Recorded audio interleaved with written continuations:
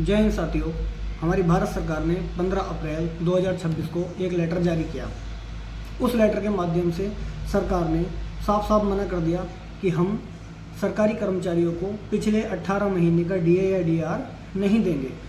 उस समय की बात है जब 2020 में लॉकडाउन लगा था, कोविड-19 के समय की बात है।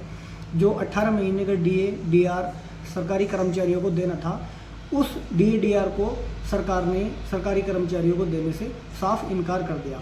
उसकी पीछे की जो वजह बताई है वो ये है कि उस समय पर कोविड-19 के दौरान हमने वो पैसा कोविड-19 के उसमें मतलब भारत में गरीबों को बांट दिया या जहाँ भी खर्च कर दिया, और तमाम योजनाएं मतलब इन लोगों को दी जो गरीबों की मदद करी, या तमाम योजनाएं जो लागू की हमारे पब्लिक की हेल्प करने के लिए। ठीक है, इसलिए इन्होंने जो है इस डीए डीआर को सरकारी कर्मचारियों के देने से साफ साफ मना कर दिया।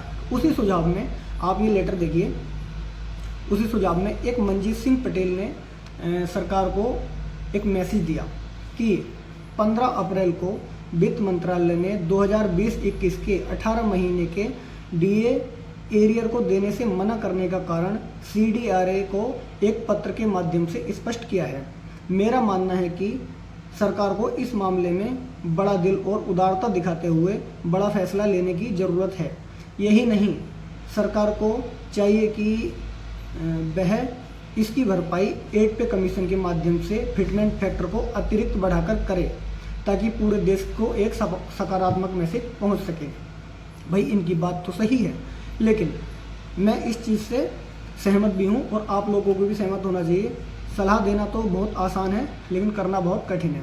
अभी डॉक्टर मंजीत सिंह पटेल ने जो मैसेज दिया है बात उनकी सही है, लेकिन एक चीज़ बताइए, जो 18 महीने सन 2020 में जिस समय पर कोविड-19 आया था, उस दौरान जो 18 महीने का फ्री डीए एरियर था वो सरकार ने क्या है, मैं आपको इस चीज़ के माध्यम से बता देना चाहता हूँ। सरकार ने उसको देने से मना किया है, वो मैंने आपको बता दिया है। अभी उसमें लॉस कितना हुआ है और इसके बारे में भी मैं आपको बताऊंगा। तो देखिए, आप स्क्रीन पर देख सकते हो, ये चार्ट देख सकते हो।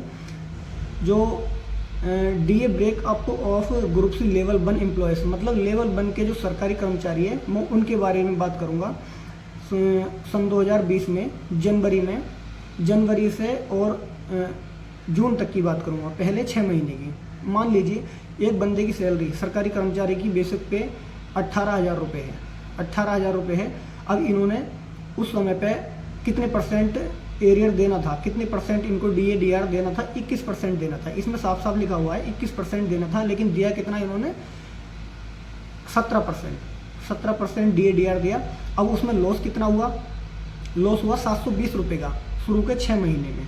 शुरू के 6 महीने में 720 रुपये का लॉस एक सरकारी कर्मचारी ने उठाया लेवल 1 का, जिसकी बेसिक पे 18,000 रुपये पर मंथ थी। ठीक, अभी उसके बाद में अगली बात कर लेते हैं। अगली बात करेंगे हम 2020 की ही, जुलाई से और दिसंबर 31 तक की। सन 2020 उस समय पे इनको देना कितना था? 24%। 24% में सरकार ने कितना दिया? 17%। 17% में अब लॉस कितना हुआ? 7% का।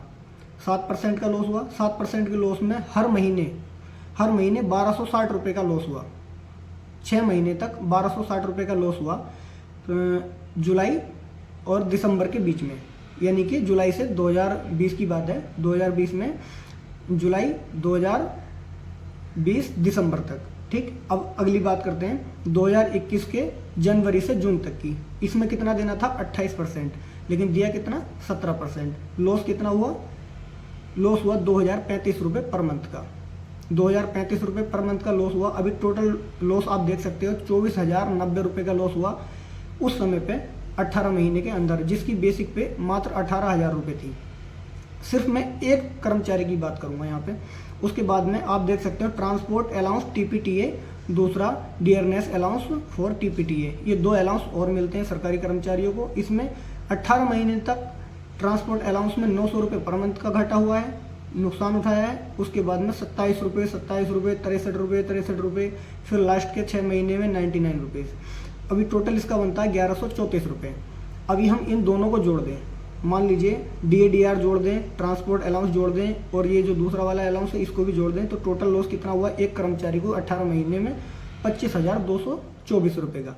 एक कर्मचारी ने 25,224 रुपये का लॉस एक 18 महीने में उठाया। अभी लगाइए कितने सरकारी कर्मचारी हैं टोटल, अगर हम बात करें तो 34,402 करोड़ रुपए का लॉस हुआ।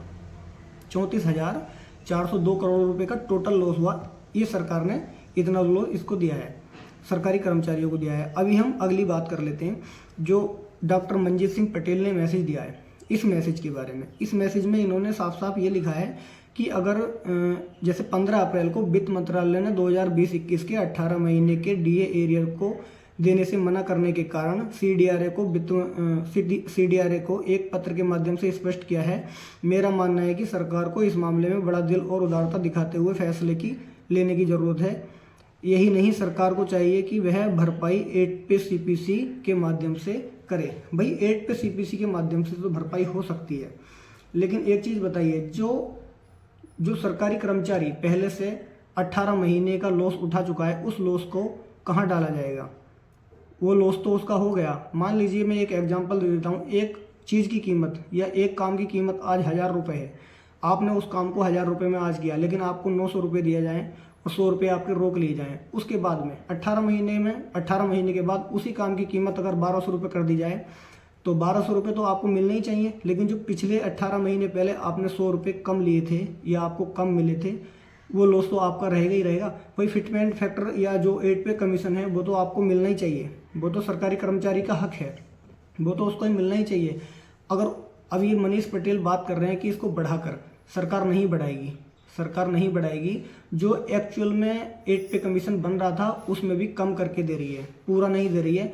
अभी एक चीज़ और मैं आपको बता देता हूँ, जैसे कि मान लो पहले इन्होंने साफ साफ मना कर दिया 18 महीने का डीए-डीआर देने से, ट्रांसपोर्ट अलाउंस देने से मना कर दिया। एक दूसरा अलाउंस है डियरनेस अलाउंस के नाम से, वो भी देने से मना कर दिया।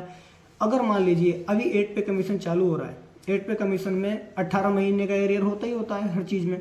हर बार जब पे कमीशन चालू होता है, 7 पे कमीशन की बात थी वो, अभी 8 पे कमीशन की बात कर रहा हूँ, इसमें भी 18 महीने का एरियर होता है, क्योंकि 18 महीने का समय कानूनी तौर पर लगता ही लगता है। अगर मान लो अगली बार भी ऐसा हुआ तो कितना लॉस होगा, जरा सोचो। ठीक है, तो भाई ये थी आज की जानकारी 8 पे कमीशन के बारे में और डीए-डीआर के बारे में। तो आप लोगों का क्या सुझाव है? मेरा मानना है कि जो डीए-डीआर 18 महीने का पहले लोगों का रुका था, फर्स्ट के जो 6 महीने में रुका है इन्होंने 21% में 17% दिया है, 4% वो काटा है। फिर नेक्स्ट 6 मंथ में इन्होंने 7% कटा है, और अगले लास्ट वाले जो 6 महीने थे उसमें इन्होंने 28% की जगह पर 17% दिया है, तो 11% कटा है। जरा सोचिए, एक सरकारी कर्मचारी की अगर 11% सैलरी काट ली जाए 6 महीने तक तो उसको कितना लॉस होगा। और अब जो वो बचा हुआ था वो भी देने से साफ मना कर दिया। अगर इस बार भी ऐसा हुआ तो अगली बार के लिए क्या होगा? अगली बार तो बहुत लॉस हो जाएगा। ठीक है ना? तो आपको मेरी जानकारी कैसी लगी, आप अपना सुझाव कमेंट में देना। जय हिंद।